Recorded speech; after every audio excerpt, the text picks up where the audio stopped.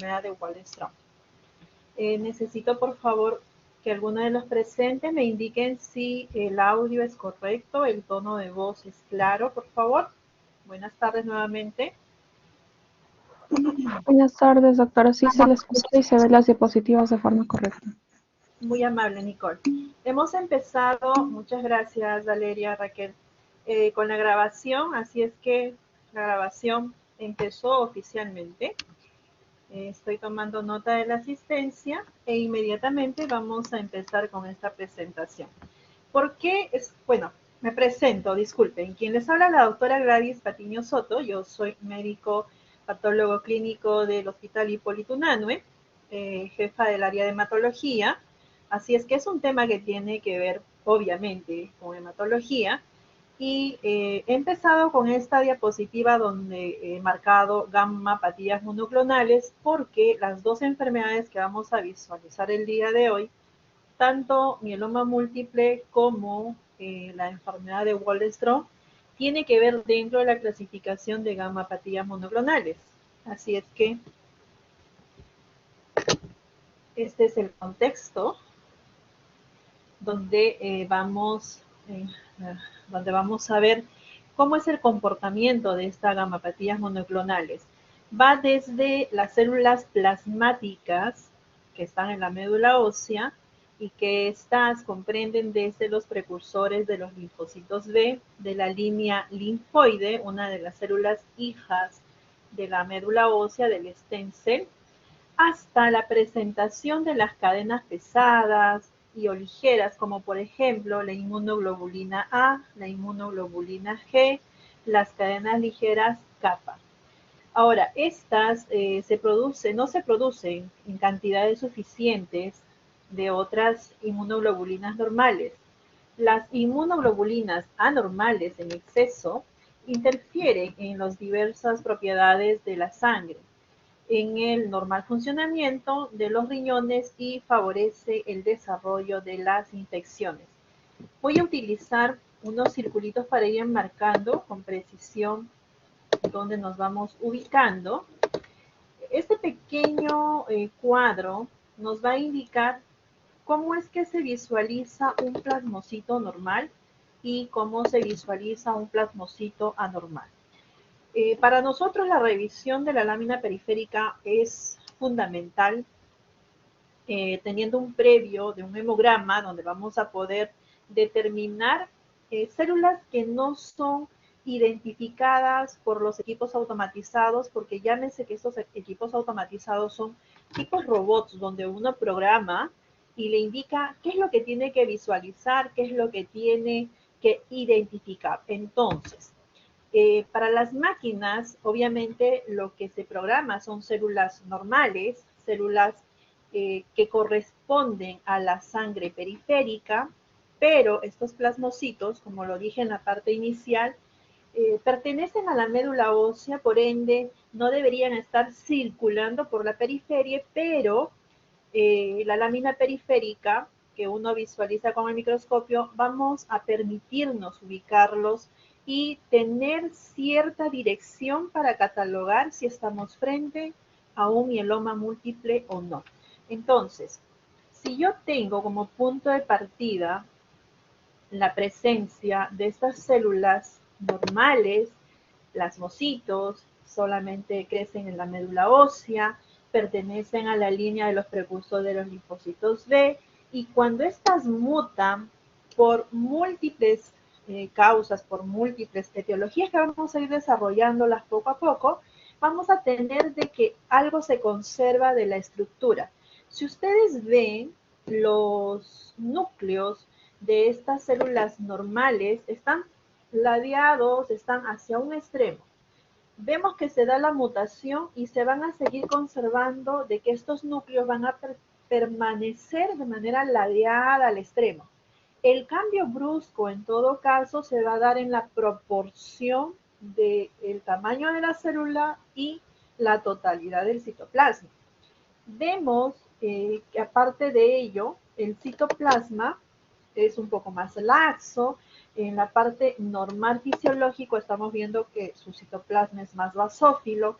Entonces, vamos a tener de un plasmocito a un plasmocitoma, de un plasmocito normal a un plasmocito totalmente mutado, grande, obviamente distorsionado, pero siempre conservando el núcleo ladeado hacia un extremo, y esto nos permite identificarlo en las láminas periféricas. Muy bien, entonces ahora vamos a ver por qué hablamos de gamapatías monoclonales, y es lo que he tratado de, en todo caso, explicarles que dentro de la clasificación de estas gamapatías monoclonales, vamos a tener a la gamapatía monoclonal de significado incierto, al tema de hoy, mieloma múltiple, a la macroglobulinemia de Waldenström. También vamos a tener, estos dos temas son los que se van a desarrollar, y vamos a ver dónde se da el tema del diagnóstico diferencial. Dentro de las gamapatías monoclonales tenemos a las enfermedades de las cadenas pesadas y amiloidosis primaria. Entonces, estas dos patologías que se van a desarrollar están enmarcados dentro de un gran grupo que es gamapatías monoclonales. De las 5, hoy día desarrollamos 2, que son las más frecuentes, dicho sea de paso.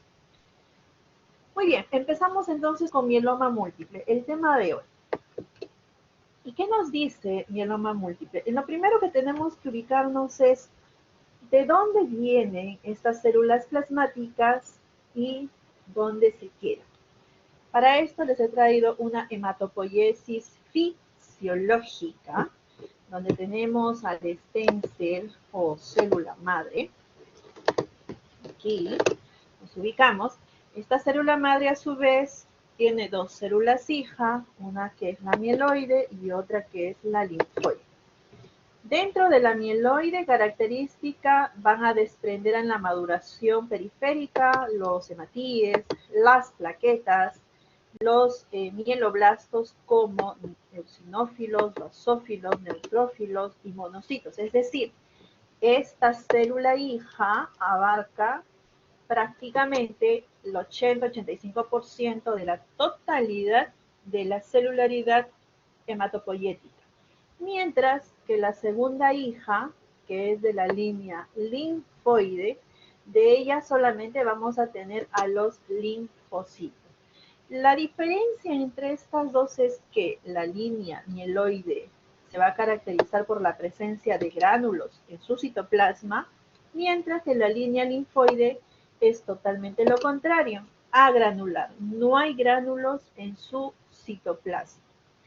A su vez, de estos linfoblastos, lo que vamos a tener son los linfocitos B, los linfocitos T y los linfocitos citolítico natural. Ahora, ¿dónde están los plasmocitos? Como les dije, ellos corresponden de la línea de los precursores de los linfocitos B, y tenemos aquí a nuestra célula plasmática. Esta célula plasmática jamás va a salir a la periferia. Esta corresponde estrictamente a la médula ósea. De la totalidad de las células mencionadas, las células plasmáticas de manera normal vamos a encontrarlos en un 1%. Es decir, para yo ubicar a este jovencito, a esta célula plasmática, necesito visualizar un campo, 2 campos, 3 campos, 4 campos. Es decir, no es tan sencillo encontrarlo. Pero cuando tenemos un paciente con mieloma múltiple, ¿qué es lo que va a pasar? Lo que va a pasar es que este plasmocito va a mutar por los factores que vamos a desarrollar durante esta exposición, y se va a proliferar, va a invadir, va a anular a los demás componentes que acabamos de mencionar. A todos ellos los va a eliminar, los va a consumir, haciendo de que en toda la médula solamente visualicemos a estos plasmocitos no normales, sino anómalos patológicos llamados plasmocitos. ¿De acuerdo? Entonces, para entender un poquito dónde nos ubicamos, porque cada una de estas células muta y es donde se desarrolla esta neoplasia. Pero hoy día nos ha tocado hablar sobre mieloma múltiple, y este es el responsable de que se desarrolle esta enfermedad. Muy bien. Entonces, el otro aspecto importantísimo que debemos de tener muy en claro son las definiciones. Partiendo de la hematopoiesis, con la gráfica de donde nos ubicamos, podemos decir que MM es la proliferación. Proliferación ustedes lo entienden como invasión, como infiltración a grandes masas, es decir, se va a multiplicar de tal manera que voy a tener una proliferación clonal de células plasmáticas, pero obviamente malignas, mutadas, desde su gen. Así es que, sencillo, estamos determinando que solamente es la proliferación de estas células plasmáticas. Esto es número uno. Número dos, las características principales. Habíamos dicho gamapatías monoclonales, es decir, que la característica principal de mieloma múltiple es justamente estas proteínas monoclonales. Y otra de las características tiene que ver con las lesiones osteolíticas. Si bien es cierto, la epidemiología nos dice, la literatura de décadas nos dice, de que la presentación primaria de esta enfermedad es el dolor óseo. ¿Qué es lo que pasa aquí? Al momento en que se proliferan estos plasmocitomas, lo que se va a segregar es una sustancia llamada osteoclasto. Y este osteoclasto se encarga de que lo que debería de concentrarse en los huesos se vayan hacia la sangre, haciendo de que se den las lesiones osteolíticas. No estamos hablando de una osteoporosis común y corriente, no. Hablamos de algo mucho más potente, de tal forma de que estos huesos se debilitan, produciendo semejantes dolores y ocasionando estas lesiones osteolíticas. Estas lesiones osteolíticas son patognomónicas para mieloma múltiple y obviamente las vamos a visualizar en las radiografías. En especial en la radiografía de cráneo, por ser una bicapa, se van a visualizar con mucha precisión. Pero también podemos usar el fémur, podemos usar los húmeros, pero el cráneo es un buen parámetro para detectar estas lesiones osteolíticas. Como vamos a tener una gran producción de estas proteínas, hablemos de las proteínas Benson-Jones, hablemos de las cadenas ligeras, las cadenas pesadas, todas estas se van a liberar por el riñón. Por ende, lo que vamos a tener dentro de MM es la enfermedad renal, o sea, hay una lesión a nivel renal. Y finalmente, una inmunodeficiencia, como cualquier neoplasia. Por ende, como he mencionado, la epidemiología es fundamental no solamente para MM, hablamos de todas las patologías en general.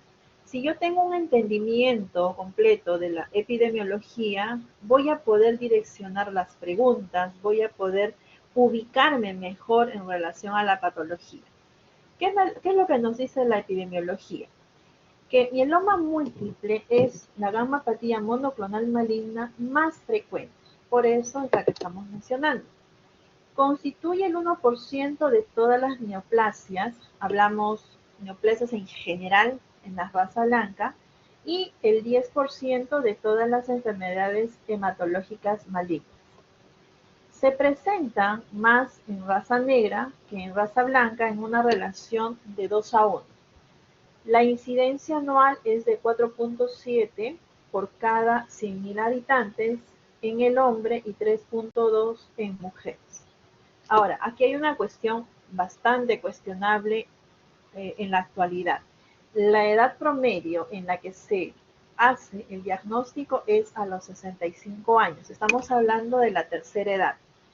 Pero también nos dice la literatura que es muy raro que se presente antes de los 40 o antes de los 30. Lamentablemente, hace 10 años ya se han registrado y se han publicado la presencia de MM en pacientes jóvenes. El más joven que hemos tenido en el Hipólito Unanue ha sido uno de 29 años, hace 7 años, el primer caso. Y esto ha hecho que nosotros tengamos una visión diferente en relación a MM, porque siempre se esperaba que fueran pacientes de la tercera edad, lo cual hoy en día, muy lejos, es pensar solamente en pacientes de la tercera edad. Tenemos que pensar en pacientes jóvenes y va acorde a qué, va acorde a su exposición, va acorde a qué está expuesto, va acorde a qué se dedica en su día a día en el trabajo, porque tiene que ver con una cuestión ocupacional. Por ende, entonces, mieloma múltiple va a afectar a las células plasmáticas, por supuesto, que es un tipo de glóbulo blanco que se localiza preferentemente en la médula ósea, totalmente certero, y que esta pertenece a la línea de los precursores de los linfocitos B, que también es correcto.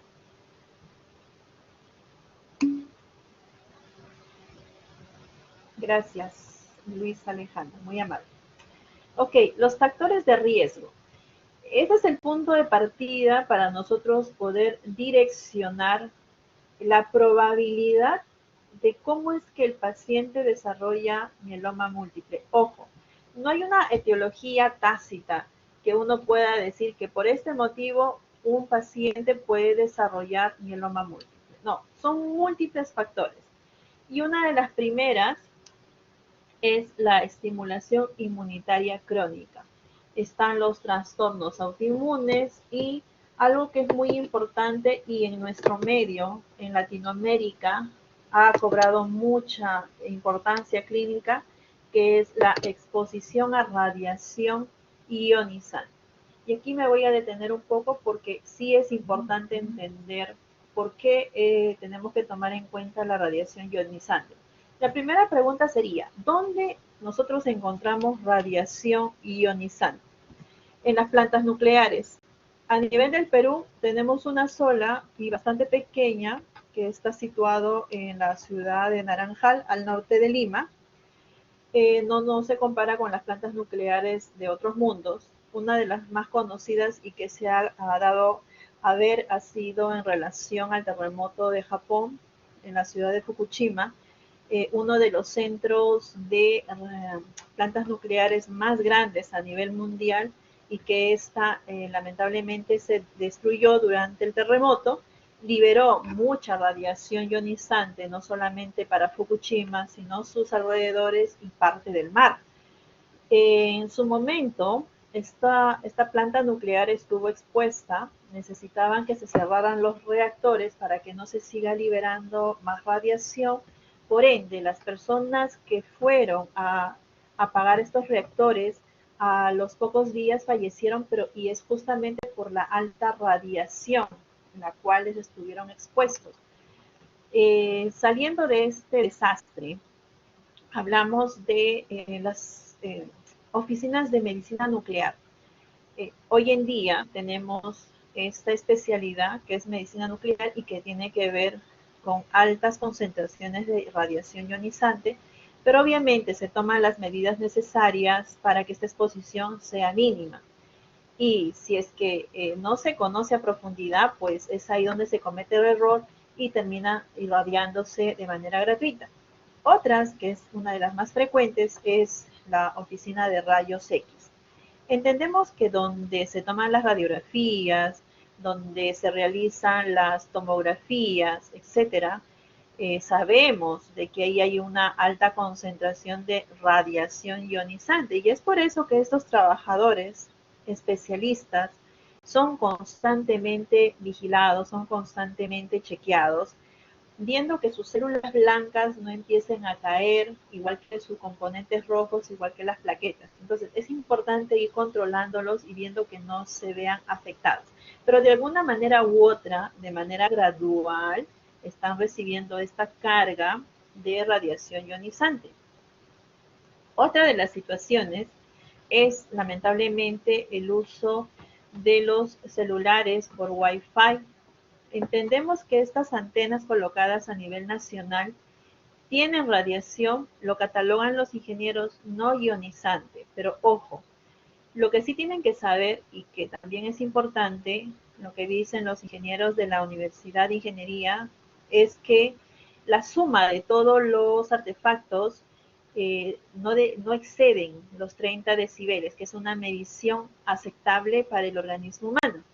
A la medición de estas antenas celulares, lamentablemente, se llegaron a ver mediciones por encima de los 15.000 decibeles.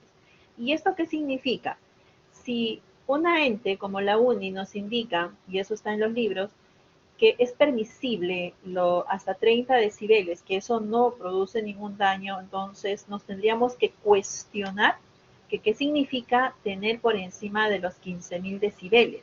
Y ojo, estas antenas están colocadas por doquier, en los parques, encima de los pozos de agua, encima de los edificios, donde hay personas. Entonces, quienes estén expuestos a estas están recibiendo alta carga de radiación no ionizante no permisible, según la Universidad Nacional de Ingeniería. Y ese dato es importante tomarlo en cuenta por si tenemos a un paciente MM, teniendo en cuenta que la radiación dentro de la literatura, dentro de los factores de riesgo, dentro de la epidemiología, es importantísima. Y podemos encontrar radiación, chicos, por doquier. Llámese en una cocina, el uso de los hornos microondas. Micro, que aparentemente son pequeñas, pequeñas que ondas, pero al uso permanente, constante, como es en las comidas rápidas, donde tienen hornos microondas por doquier y las usan una tras otra, y hay personas en el entorno trabajando y están expuestas a esta radiación, es para tomarlo en cuenta. Y en las casas o departamentos, las cocinas, que son el espacio más chiquito, un horno microondas, lo que emita alrededor, pues se queda ahí concentrado, lamentablemente, y eso también se cataloga como un punto de exposición. Por ende, la recomendación es no usar estos aparatos y calentarlas en sartén o en olla, que es lo más saludable. Aparte que lo que sale de ahí, pues es una masa irradiada. Otra de las cuestiones a tomar en cuenta dentro de los factores de riesgo es la exposición de ocupación a plaguicidas y herbicidas. Hoy en la mañana tuve con mi grupo el cursillo, tocamos el tema, y lo que tienen que tomar en cuenta ustedes es que tenemos una población importante que tienen sembríos, tienen chacras, y no estamos hablando de 1 metro cuadrado, 100 metros cuadrados, hablamos de hectáreas. Y cuando hablamos de hectáreas, hablamos de miles, miles de kilómetros. Por ende, sí es importante conocer si el paciente que viene con dolor óseo, al momento de fumigar, al momento de cuidar su sembrío, normalmente utilizan estos plaguicidas sin ningún tipo de indumentaria de protección. No usan casco, no usan mamelucos, es al cuerpo desnudo. Y como les digo, como son hectáreas, la exposición a estos plaguicidas, herbicidas, obviamente es de alta gama. Y hemos tenido muchos pacientes con mieloma múltiples que se dedican a la chacra y que la parte de la labor es la fumigación de estos componentes. En el norte, exactamente en Ecuador, han creado un plaguicida que, si bien es cierto, no hay forma de que un gusano eche a perder toda una chacra completa, pero a su vez estos plaguicidas son absorbidos por los alimentos, haciendo de que este alimento ya no sea apto para consumo humano. Imagínense las personas que tienen que manipular, las personas que tienen que utilizar para esta fumigación. Entonces, esto es un dato importante que sí tienen que tomar en cuenta, porque se van a encontrar con pacientes que vienen de provincia, que se dedican a la agricultura, pero de manera abierta, con el cuerpo al desnudo, sin ningún tipo de protección, porque hay un tema de inhalación y hay un tema a nivel de poro por las pieles. También los factores de riesgo se relacionan con exposición al agente naranja o las pimientas, que se utilizó mucho durante la guerra de Vietnam. Han habido casos muy interesantes expuestos en los congresos eh, internacionales de hematología. Entonces, tenemos aquí un ejemplo. Hablamos de una importante exposición en los militares que participaron en la guerra de Vietnam, quienes estuvieron expuestos a estos herbicidas y entre ellos obviamente desarrollaron mieloma múltiple. Y estamos hablando pues de una gran cantidad de soldados. También tenemos, recordarán ustedes, el atentado de las dos Torres Gemelas. Entonces se expuso en un congreso de la Sociedad Americana de Hematología, donde indicaron que 16 bomberos que participaron en la operación de rescate el 11 de septiembre, durante la caída de las dos torres, eh, en Nueva York sufren mieloma múltiple actualmente. Los primeros bomberos, obviamente, los primeros, por esta radiación de esta explosión, en llegar al lugar del desastre eran mujeres y jóvenes entre 30 y 40 años. Solamente bastó 2 años para desarrollar mieloma múltiple y se indicaron de que sus niveles químicos en la sangre eran sorprendentemente altos. Y esto se expuso, como les dije, en el 52 Congreso Anual de la Sociedad Americana de Hematología. Es decir, estamos hablando hechos que nos lleva lamentablemente a pensar el tema, cuánto puede influenciar el tema de la exposición. En este cuadro, en resumen, lo que vamos a tratar de explicar es cómo es que se da la patogenia de mieloma múltiple. Entonces, hemos visto que dentro de estos procesos patogénicos vamos a tener la liberación del producto de las células de mieloma, que son los plasmocitomas. Estas van a generar, obviamente, las proteínas, en especial las proteínas M, un 60% de los casos. Dentro de ella vamos a tener las cadenas ligeras, libres, las proteinurias de Benson-Jones, y como les comentaba, estos van a hacer que se activen estos osteoclastos, provocando la destrucción de los huesos. Hay la liberación de la interleuquina 1, la interleuquina 2, el factor de necrosis tumoral. Y dentro de este proceso patogénico, obviamente, la alteración hematopoyética. Les enseñé que solamente había un plasmocito y que pasa inadvertido y que para encontrarlo hay que buscarlo en varias láminas. Pero cuando se da la proliferación de estos plasmocitomas, yo les comenté que van a absorber todo alrededor, provocando ¿qué? Obviamente la caída de todas las series. Vamos a tener una disminución a nivel hematopoyético de la línea roja, de la línea blanca, produciendo ¿qué? Neutropenia, anemia, trombocitopenia. ¿Por qué? Porque a nivel periférico ya no hay nada que madure, porque a nivel de la médula ya se ha destruido. Entonces, la caída de estos tres componentes a nivel periférico, de la línea blanca, de la línea roja, de las plaquetas, caen. Y dependiendo en qué fase llegue el paciente, voy a tener obviamente leucopenia leve, moderada, severa, voy a tener anemia leve, moderado, severo, voy a tener plaquetopenia leve, moderado, severo. Y lo que pasa con nuestra sociedad, lamentablemente, es que voy cuando ya me siento súper mal, es decir, vienen en el estadio final, en el estadio avanzado, donde la patología se muestra a flor de piel, donde voy a tener una leucopenia severa, donde voy a tener una anemia severa, donde voy a tener una plaquetopenia severa. Adicionalmente a ello, las lesiones osteolíticas, obviamente las hipercalcemias, etcétera, etcétera.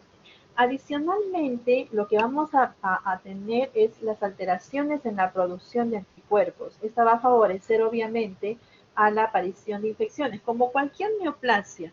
¿Qué es lo que pasa? Hay una depresión, hay una inmunodepresión, caen las defensas y propensos a las infecciones bacterianas, a las virales, a las alérgicas, a las parasitarias, a las micosis, como cualquier neoplasia. Bien, finalmente lo que sí se va a dar es el daño tisular a nivel de las áreas locales de infiltración por mieloma, y obviamente lo que vamos a tener una comprensión de la médula espinal. Esa es una fase ya bastante avanzada donde vamos a tener que las vértebras van a sufrir un aplastamiento propio de que el hueso mismo se está empezando a osteoporizar, pero de manera muy agresiva.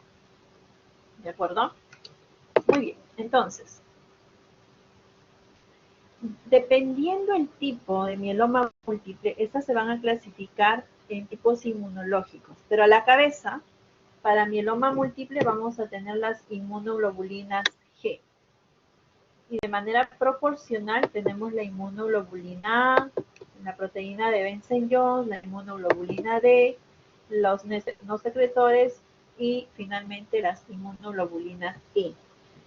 Las inmunoglobulinas G las vamos a encontrar entre 50 y 55%.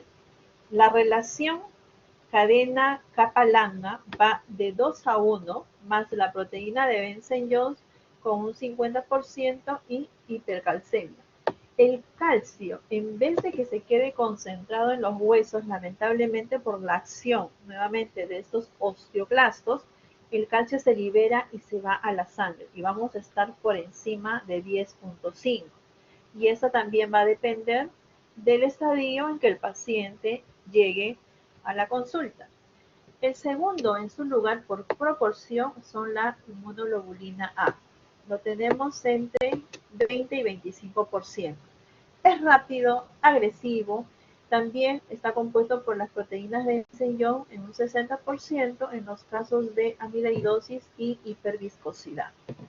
El que sigue es las proteínas Benson-Jones en un 15-20%, acompañado de las cadenas ligeras capa blanda, es progresivo y se manifiesta mucho en jóvenes. La inmunoglobulina D es una de las menos frecuentes, pero se han reportado casos de solo 1 a 2%, son muy agresivas y están acompañadas de las proteínas Benson-Jones, hipercalcemia más insuficiencia renal aguda y una normoproteica.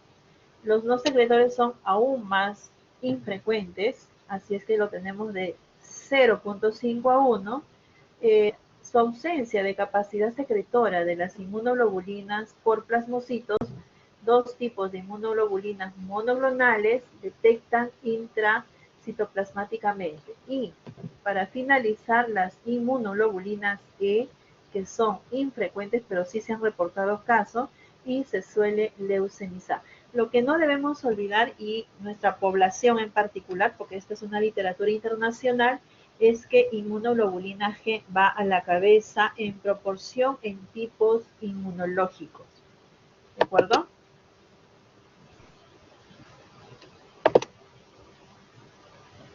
Entonces, las manifestaciones clínicas están en relación al estadio en que se va presentando el paciente.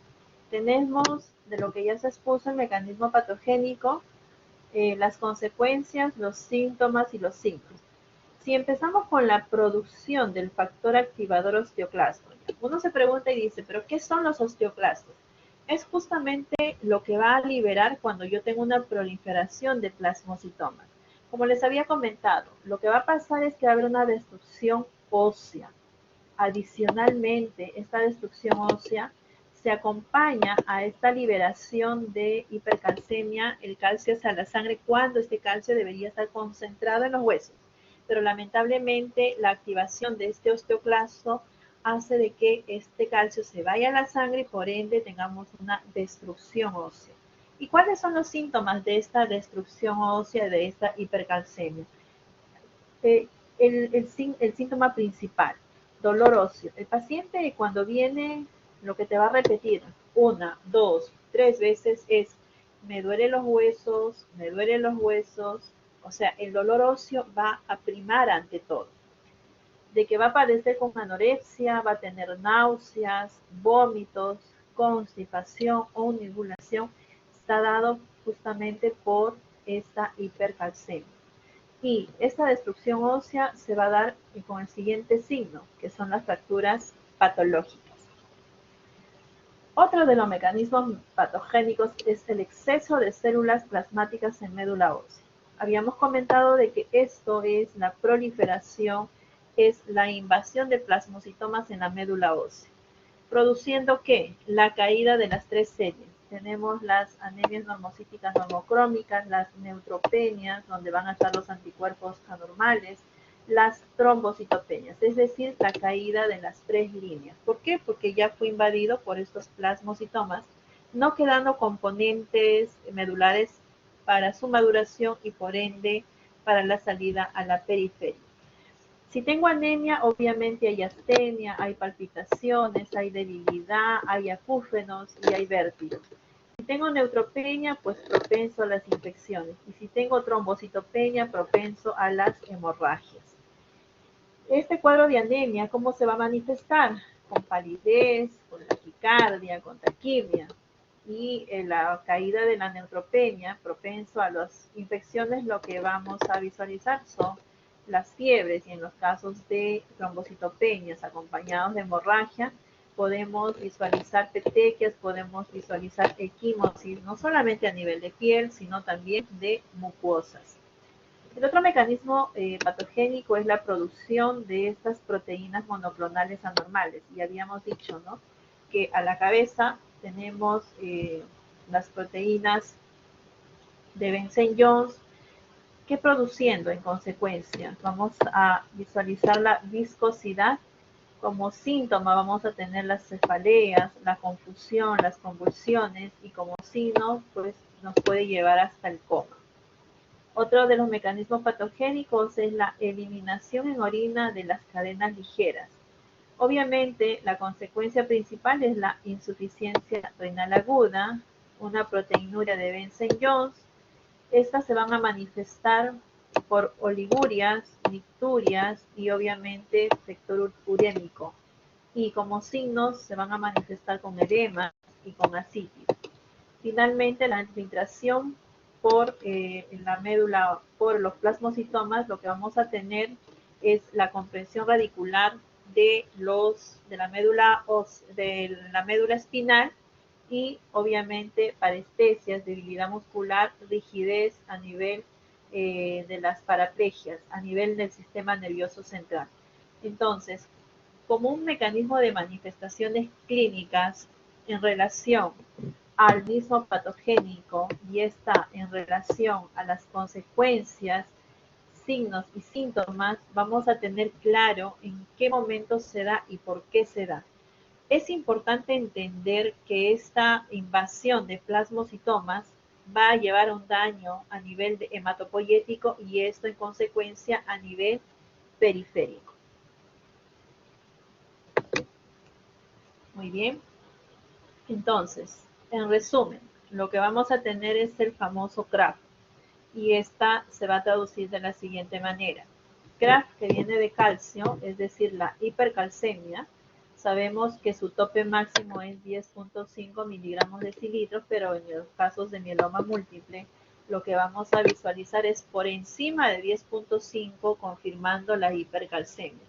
La insuficiencia renal la vamos a confirmar con el incremento de la creatinina por encima de 2 miligramos de cilindros. Los cuadros de anemia, con la caída de las hemoglobinas, estas van a estar por debajo de 10 más menos 2 gramos de cilindros. Por ende, hay cuadro de anemia desde moderado a severo. Por último, la enfermedad ósea, las famosas lesiones líticas. Y eso es lo que deben de recordar. Estas lesiones líticas son patognomónicas para MM. Estas lesiones líticas, que son tipos acabocados, que son figuras redondas, solamente las vamos a visualizar en mieloma múltiple. Y eso también se expresa con esta osteopenia severa y fracturas patológicas. En otros casos también se van a manifestar con hiperviscosidad sintomática, amiloidosis, infecciones bacterianas recurrentes. Tenemos entonces criterios mayores y criterios menores. Cuando hablamos de criterios mayores, ya habíamos sido repetitivos. Vamos a tener plasmocitomas en biopsia tisular. Entonces, hablamos de una celularidad plasmática en médula ósea superior o mayor al 30%, y esto establece el diagnóstico de MM. Nosotros solamente por hemograma, por exámenes auxiliares, no podemos establecer el diagnóstico de MM.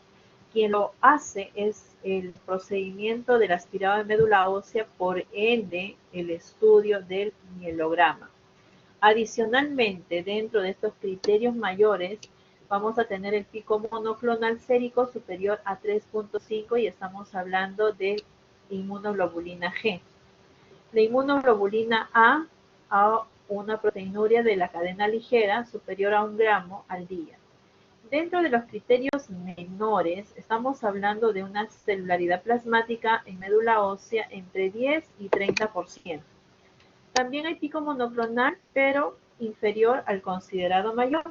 Vamos a tener lesiones osteolíticas radiográficas, por supuesto, y la disminución de las inmunoglobulinas normales.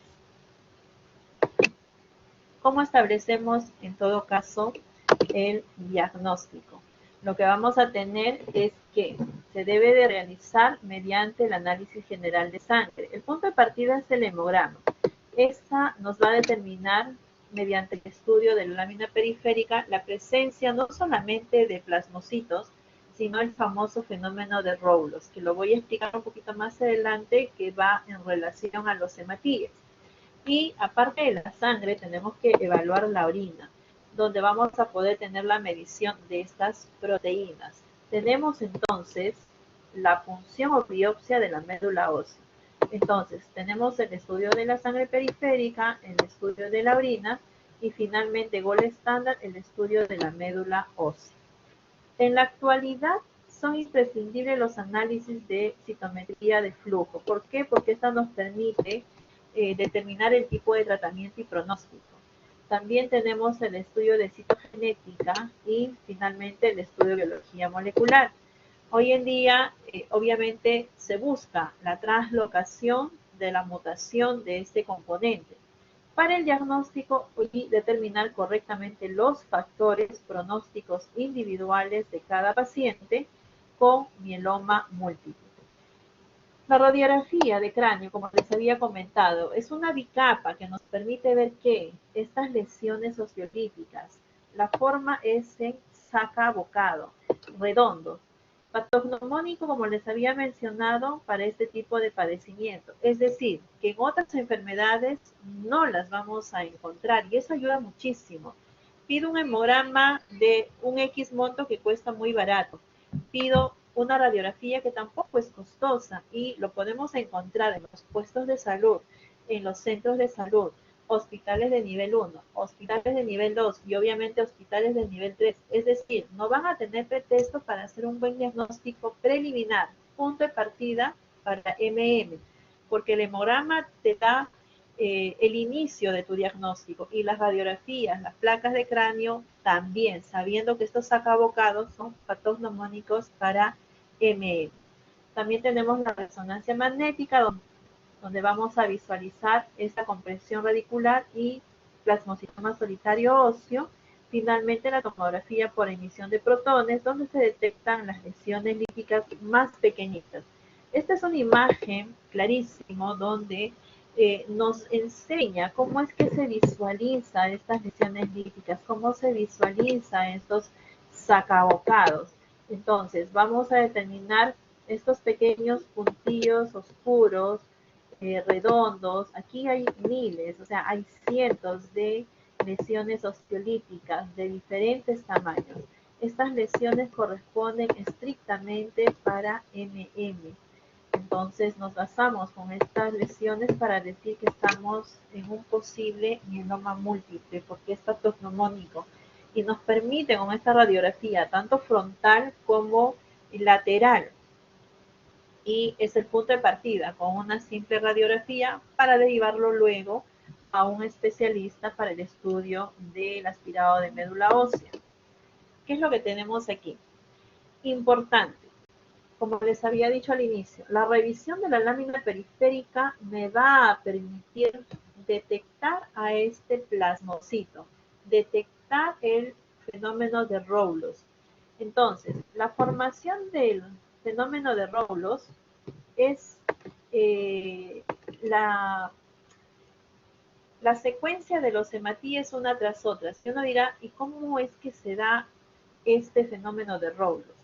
Acuérdense que hablamos mucho de los osteoclastos. Así como destruye a los huesos, lo que hace la presencia de estos osteoclastos es anular las cargas negativas y positivas de los hematíes. Estas cargas hacen que los hematíes se repelen y siempre estén sueltas. Pero al actuar el osteoclasto, lo que va a pasar es que estas cargas, tanto negativas como positivas, se anulan. Por ende, los hematíes empiezan a apilarse unas otras. Y este fenómeno se llama el fenómeno de Rowlos. Traduce altas concentraciones de proteína M sérica. Habíamos dicho que vamos a visualizar leucopenia, trombocitopenia, ya que la médula ósea está invadida por plasmocitomas, no habiendo oportunidad para que maduren los otros componentes, entonces a nivel periférico todo cae. Y esto es característica de una enfermedad avanzada. No es lo mismo decir si es que está leve, si está moderado o si está severo. Son estadios en los cuales el paciente viene y el hemograma nos permite traducir. El gol estándar, donde uno dice, esto es mieloma múltiple, la única forma es mediante el aspirado de médula ósea. Cuando encontramos un aspirado de médula ósea normal, nos vamos a encontrar en su totalidad por debajo de 4% de estas células plasmáticas que son células nucleadas. Pero si hablamos de plasmocitosis reactiva, esta puede tener más del 30-40% de células plasmáticas, confirmando la patología de mieloma múltiple y haciendo que obviamente las enfermedades autoinmunes se puedan activar, las infecciones virales e incluso los carcinomas metastásicos.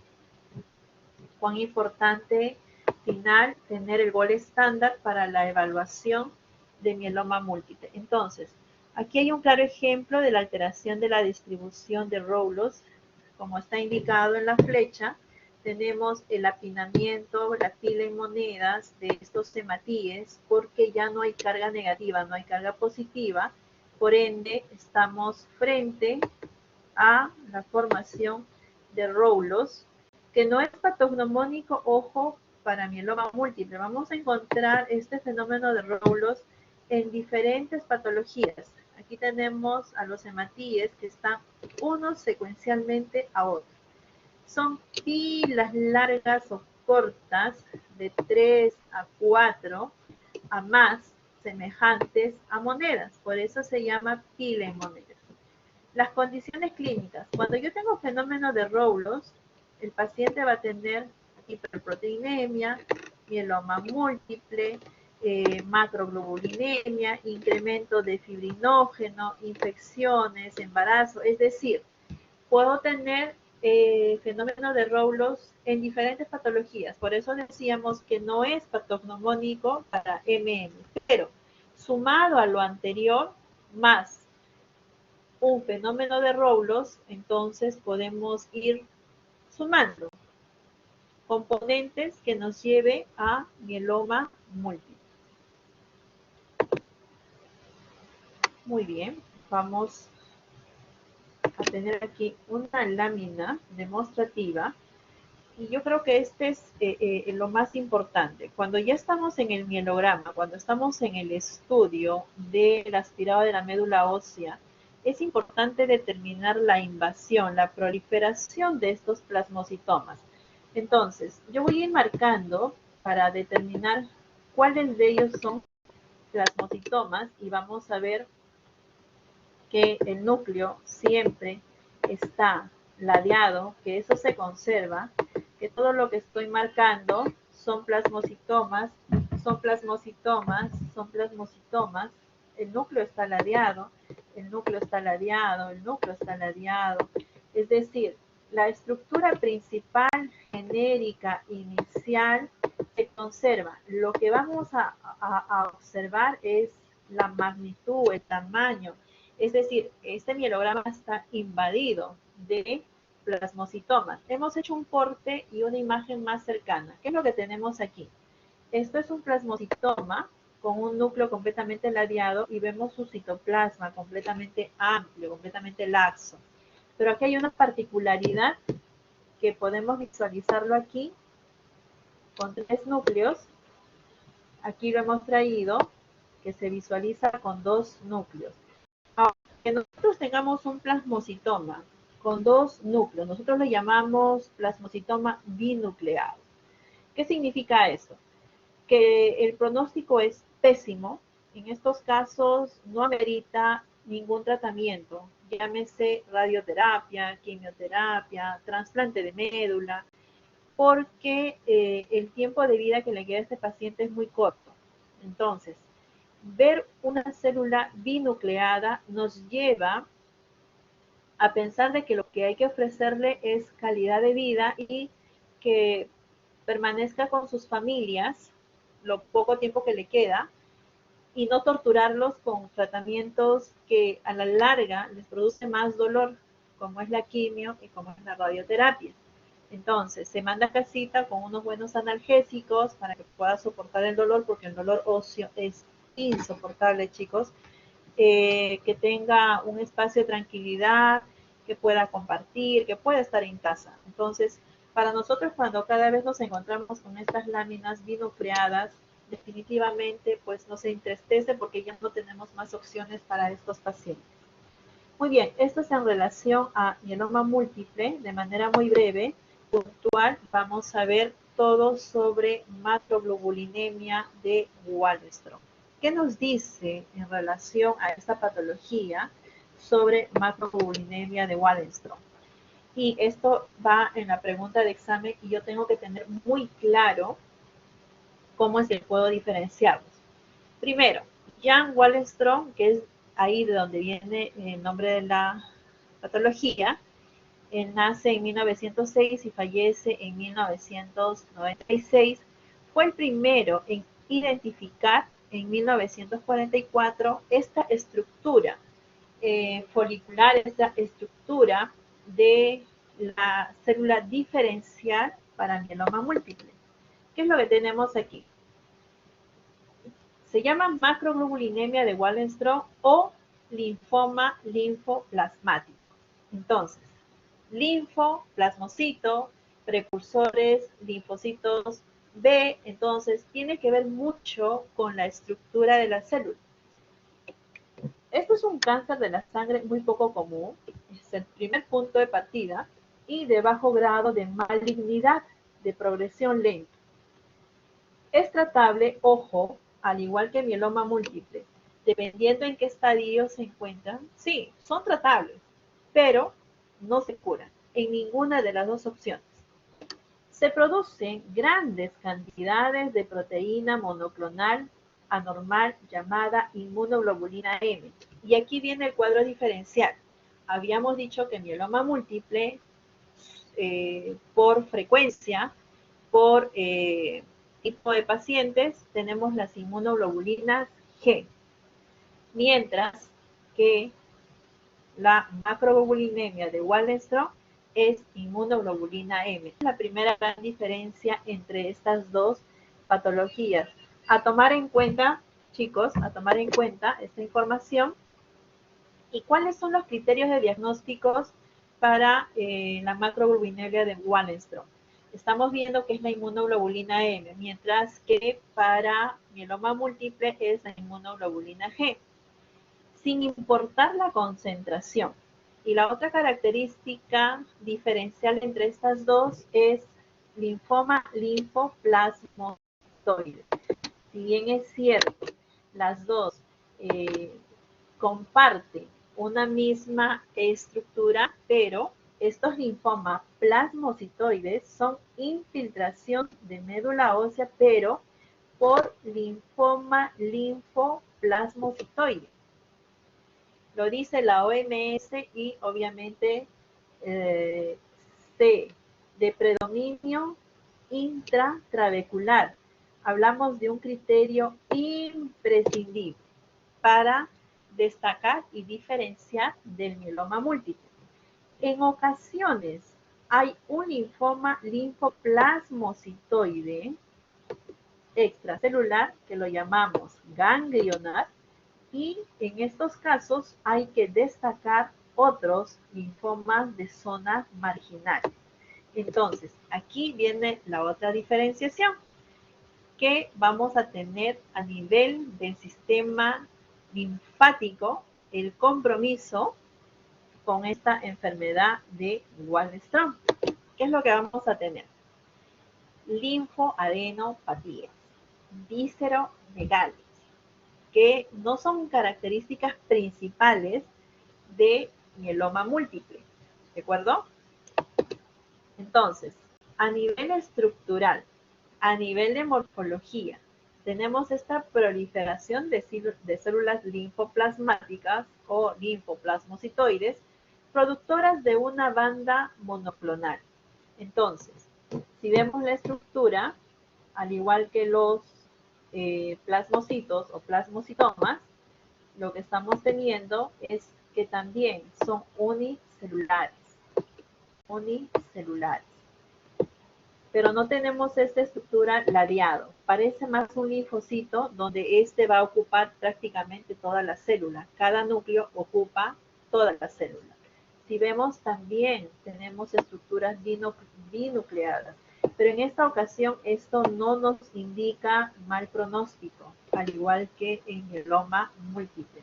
Son unicelulares, carecen de esa cantidad de celularidad, al igual que mieloma múltiple. Es lo mismo, nos está viendo que son linfocitos de aspecto maduro donde se van a ocupar toda la célula, pero va a estar ocupada por el núcleo. Vemos que todo el núcleo ocupa toda la célula, tiene más forma de un linfocito, a diferencia de de las células plasmáticas, donde tenemos gran cantidad de citoplasma. Esta es otra de las grandes características diferenciadas. Entonces, para finalizar, el diagnóstico de la macroglobulinemia de Waldenström requiere 3 datos fundamentales. Uno es la infiltración, permítanme ver aquí, infiltración de la médula ósea por linfoma linfoplasmocítico, la presencia de un componente de inmunoglobulina M y la presencia de signos y síntomas derivados de los dos criterios anteriores. Las exploraciones para el diagnóstico, obviamente vamos a necesitar la biopsia ósea para demostrar esta infiltración linfomatosa, que es característica en la presencia de mastocitos, y ante la duda de una biopsia, el diagnóstico se debe apoyar en estudios inmunofenotípicos. Tenemos al CD19, CD20, CD22, CD79, CD10, CD103, CD138 y muy característicos en los patrones CD25 y CD22. También se tiene que utilizar la citogenética, donde vamos a tener la delección del CQ por GIS en un 20-50% o las pruebas moleculares. También las pruebas convencionales analíticas como es el hemograma, la bioquímica, dentro de ellos la glucosa, los electrolitos séricos, el perfil renal, el perfil hepático, el proteinograma en suero y orina, estudio de la coagulación y obviamente el frotis. Y el fondo de ojo para valorar la hiperviscosidad. La tomografía, obviamente tórax abdominal, si se sospecha de adenopatías o gran masa tumoral. Entonces, aquí tenemos lo más importante para la determinación del diagnóstico diferencial. La infiltración de la médula ósea, pero ¿por quién? No plasmocitoma, sino linfoma linfoplasmocítico.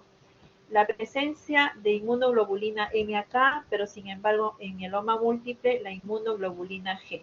Y obviamente los signos y síntomas se van a derivar de estos dos componentes. Muy bien, chicos, muchísimas gracias. Lo que he traído es definitivamente un componente que sí está presente en nuestro medio. Ojo, mieloma múltiple hoy en día es una patología muy frecuente y tiene que ver mucho con las exposiciones, no solamente ambientales, sino ocupacionales, teniendo en cuenta que tiene que ver con la radiación, que tiene que ver con los insecticidas, plaguicidas, que tiene que ver mucho también con el componente como es el benceno. en las pinturas. Entonces hay que tomar en cuenta esta etiología de fondo, este componente de punto de partida que viene a ser factores de riesgos. Y esto les va a permitir a ustedes direccionar de alguna manera u otra el diagnóstico. Ya no solamente para tercera edad, lamentablemente por la exposición lo tenemos en jóvenes, en especial varones que son los que se ocupan a la pintura, que son los que se ocupan en el tema de la agricultura, pero también tenemos casos en mujeres siempre y cuando haya este tipo de exposición.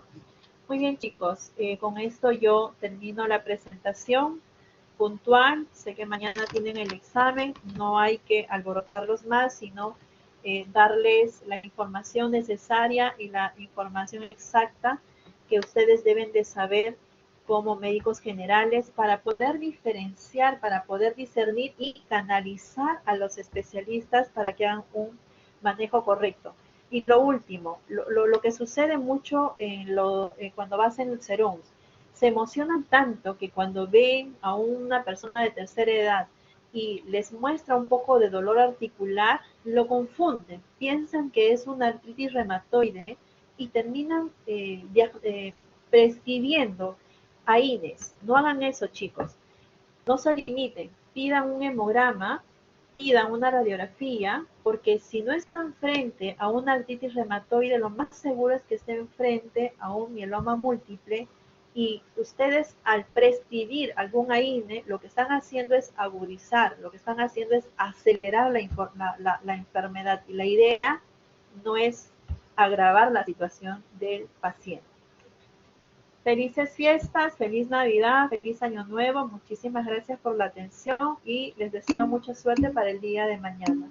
Muy buenas tardes con todos. Gracias Cecilia, gracias Valeria, gracias Raquel, gracias Renzo, gracias Valeria. Gracias a cada uno de ustedes. En este instante, de manera oficial, detengo la grabación